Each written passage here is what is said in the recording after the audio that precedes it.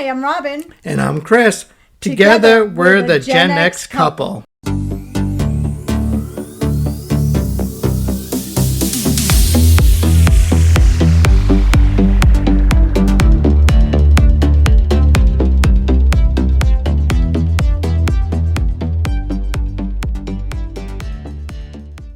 Hey guys. Hello everyone. We are so glad you're here.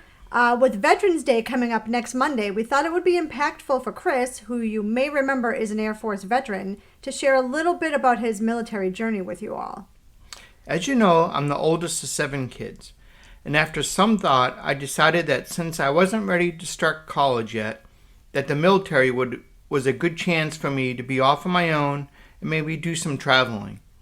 I ended up choosing the Air Force, mostly because they were having me leave the soonest, which was right after graduated high school. Wow. I went to San Antonio, Texas for my basic training, and nothing of note happened there except for that's where I was signed my military career.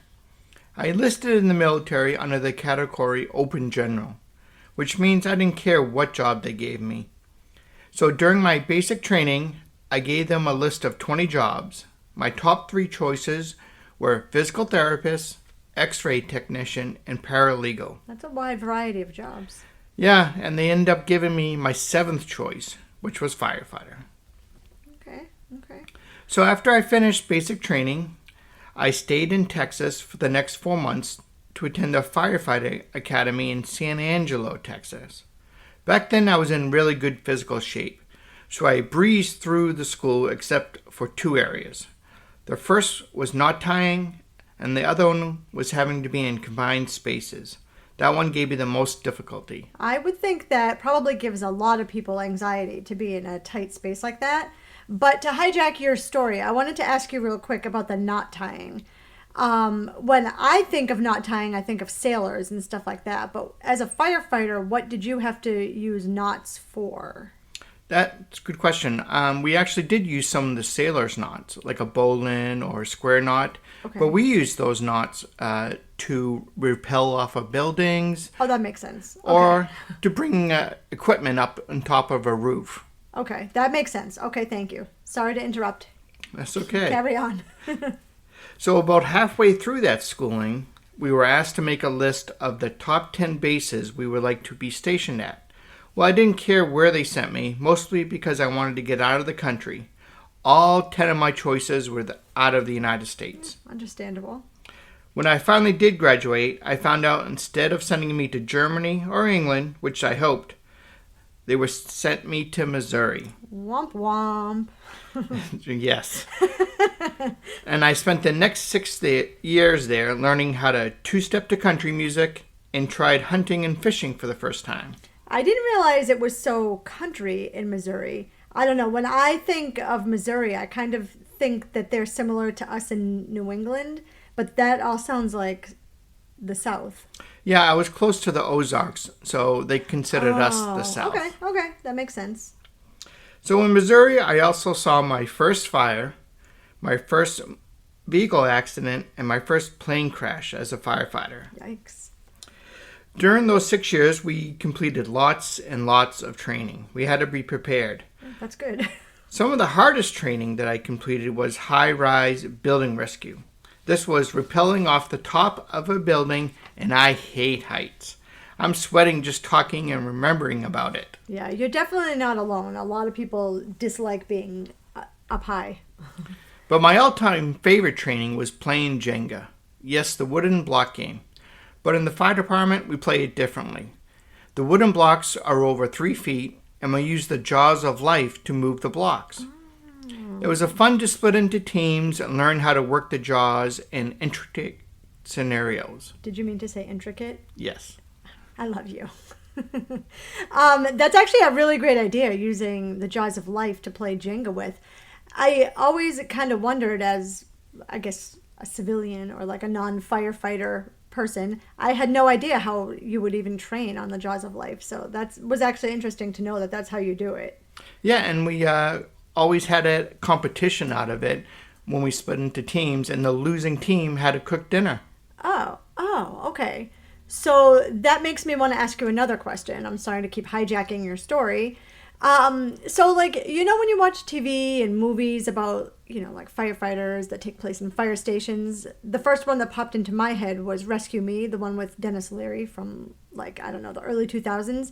They always showed that the fire station has a chef. Like one of the firefighters would always just take over the cooking. Is that accurate, or is it more like a potluck sort of thing, or did you order pizza, or how does that all work? It would all scenarios, but we usually have a couple of people who like cooking. And to help encourage them to cook, we would let them not do bathroom duty. Ah, wait, so like cleaning the bathrooms? Yep, so we had to clean the bathrooms, mow the lawn, clean the front offices, vacuum, all that normal stuff you would do in your home, we had to do in our home. Okay, that makes sense. I don't know why in my head. I guess I always just pictured it like an office building, you know, like how they have a cleaning crew that comes in at night and they do all the housekeeping. I guess I just thought all the base buildings had a crew like that. Like in my head, I thought that would have been one of the jobs in the military, but I didn't know you guys had to do that stuff yourself. And we did, and it was usually the newest person. Okay, that makes sense. I've heard some of those stories before. Okay. So the Thank you. biggest fire training we had was when we dumped hundreds of gallons of jet fuel into a pit and lit it on fire. And then we used the fire trucks to put it out. The heat was intense. Yeah, that sounds scary and kind of cool. It was. But after 6 years in Missouri, I finally got my wish, and I got transferred to a base in Panama. It was perfect, and my life would probably be different if they didn't end up closing that base a few years after I got there, because I would probably still be there. I can see myself retired, sipping a beer on the beach. The weather there is 80 degrees year-round.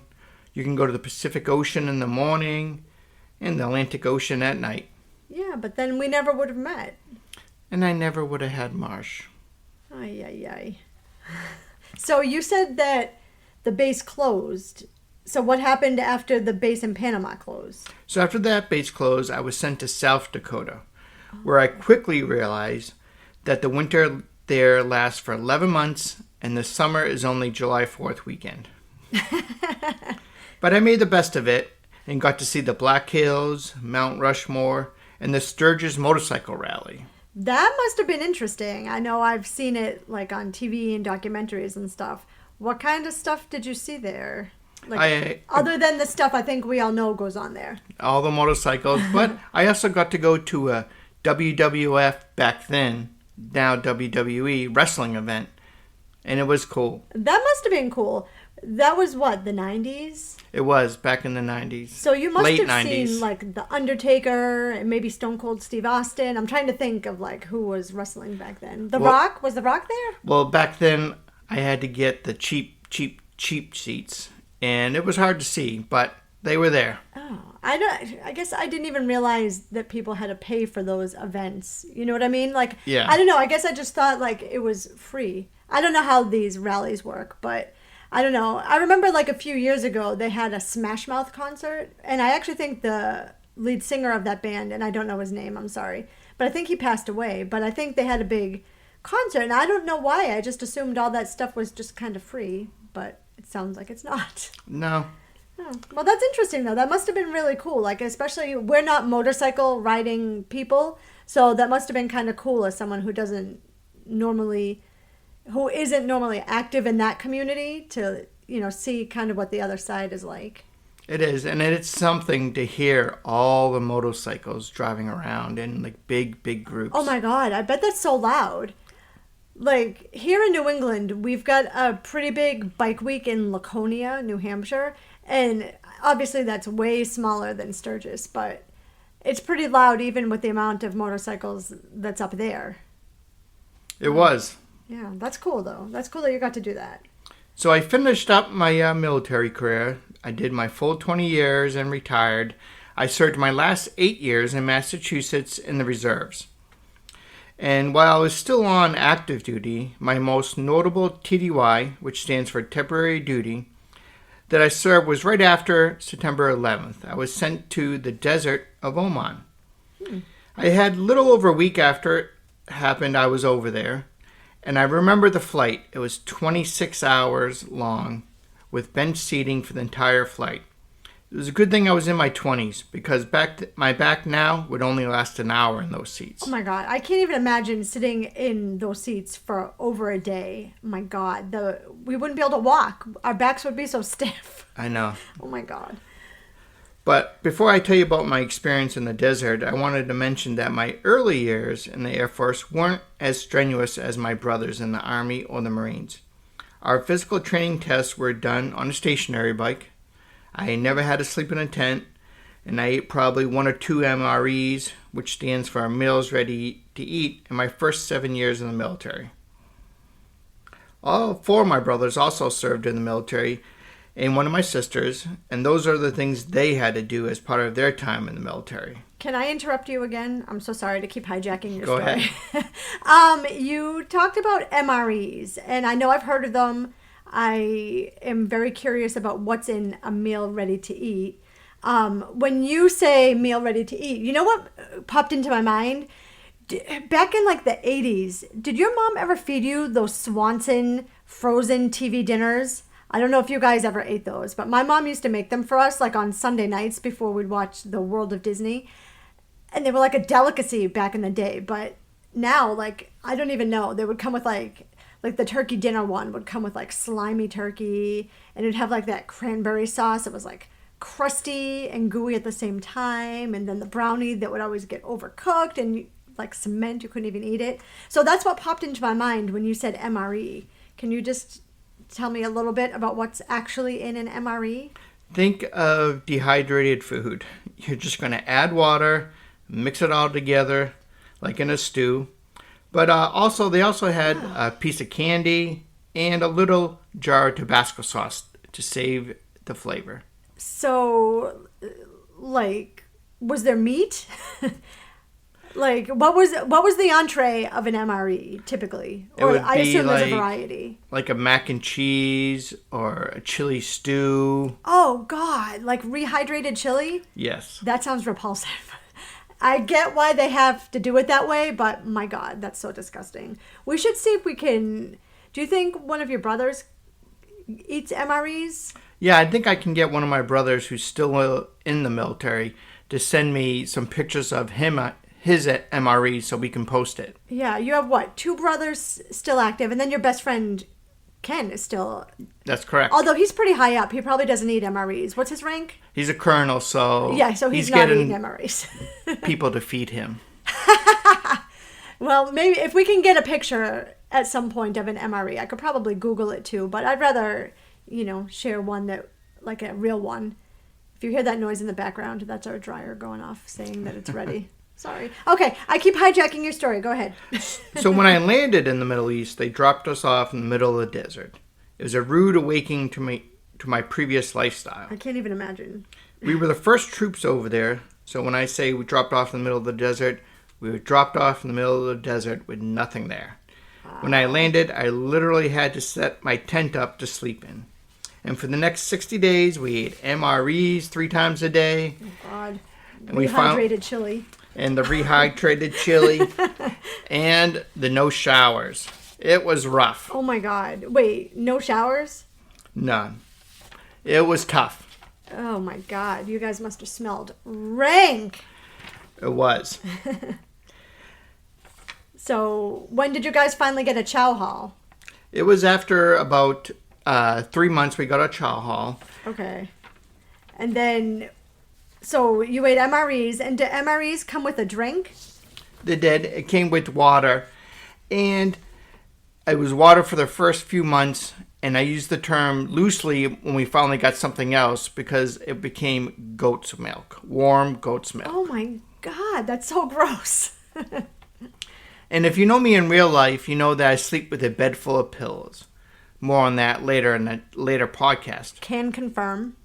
But over there, I was allowed to have 1 pillow, and I slept on a cot. And it was some weeks before I got a hot shower. Yeah, that must have been really rough. I can't even imagine. So let me ask you this. What did you guys do in your free time while you were over there? Or actually, how long did it take to get the whole base camp set up? And then what did you guys do in your free time? It was like a couple months before we got more tents, more people in, and then Okay. my free time was mostly spent reading, finding books to trade with people. Okay. And after a couple months, we got a TV and some music. And then during the last month, we got a gym. Oh. And I did have additional duties other than my full-time job as a firefighter. I had to help build tents, perform security duty, and when I got sick and tired of building tents, I would volunteer to work in the kitchen.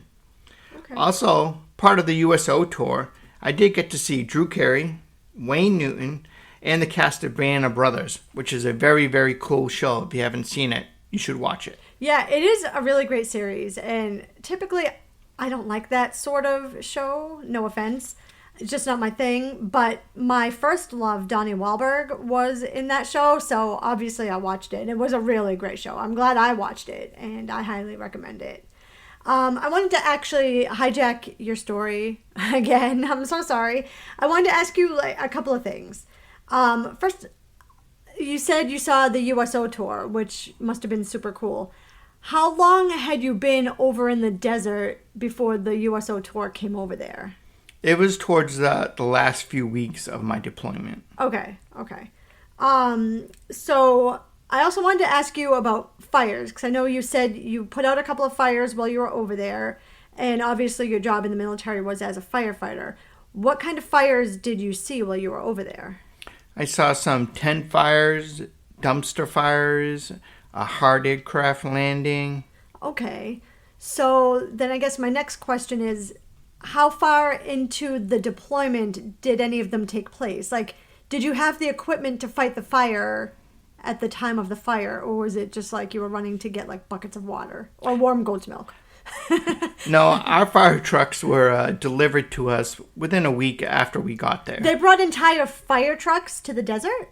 Yeah, we have these big planes Oh, called wow. C5, Okay. and those C5 planes can fit like an 18-wheeler in them.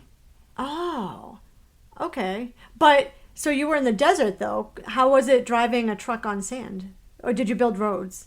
We actually built roads with like rocks and gravel. Oh, I'm learning so much. Okay, so I have one more question for you. You said that you were already over there about a week after September 11th happened, which was obviously a quick turnaround. How much notice did they give you from the time they told you you were going to be deployed till you were deployed? When they told me I was leaving, it was less than 48 hours from the time I was Okay. notified until I left. And in the military, you're required to have a go bag, and that's packed with enough clothes, socks, shaving cream, deodorant, enough to survive on for 60 days. Okay. We would have quarterly bag checks where they would dump out our bags to make sure we had everything on the checklist. But I had generic brands in mind, so when I got the notice, I had enough time to go to Walmart and get all my regular deodorant and shampoo and good. etc. Okay. And then a few other things that I kept in my go bag, which were not requirements, was juice powder to mix with water, Oh, that's a good idea. baby wipes, which was my shower. Gross. And then I also rotated out books, paper, pens, envelopes, stamps. But now, if I had to leave, I would make sure I had a picture of Marshmallow in there. Not his wife or children, just Marshmallow. And one thing I also always had in my go bag for deployments was cigarettes. I don't smoke and I have never smoked, but I grew up with a dad smoking, and he tried quitting a few times over the years, and I saw the urges and addiction, so I knew the strength of them. So when I first got deployed, we weren't able to receive any mail or packages for a few months. There also wasn't a store set up yet, so I knew my cigarettes were going to be gold to some of my fellow airmen. I had people doing my laundry for a month for 3 cigarettes. Someone made my bed every morning for a cigarette a week. Wow.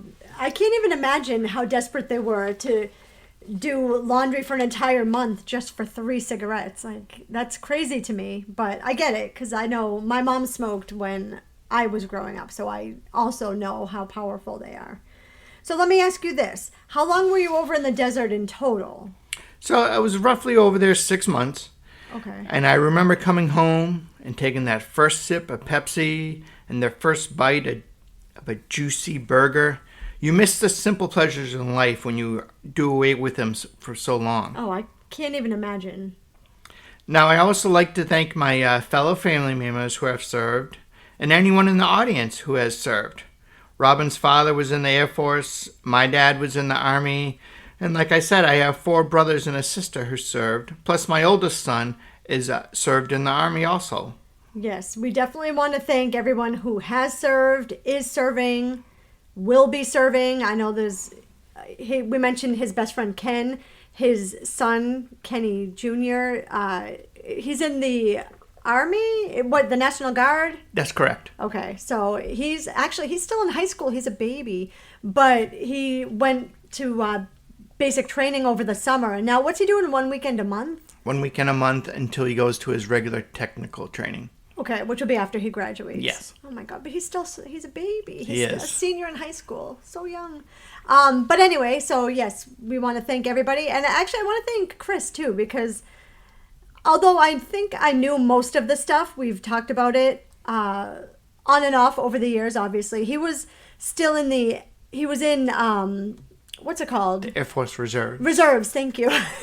He was in the reserves when we first met, so he had already completed all the active duty time before we met. So I knew him when he was in the military, but back then he was just doing 1 weekend a month and 2 weeks a year before he retired after his 20 years. But thank you for sharing your story. There's actually a cool picture floating around of you in your uniform driving a truck. It's not a fire truck, is it? It is. Oh, is it? Wait, but it's not red. You didn't have red fire trucks? We had red, Sorry we for the had dumb yellow, questions. Okay. and we had green, we had camouflage. Okay, that's cool. I'm going to post that on our Instagram at the Gen X couple so you guys can see younger Chris. And next week, make sure you come back because we're going to be talking about parenting teenagers, which is something we've got a lot of experience on. We've got 2 older boys who are not teenagers anymore, although sometimes they act it. And we have 1 actual teenager who's 17 right now. So we have a little bit of experience with that.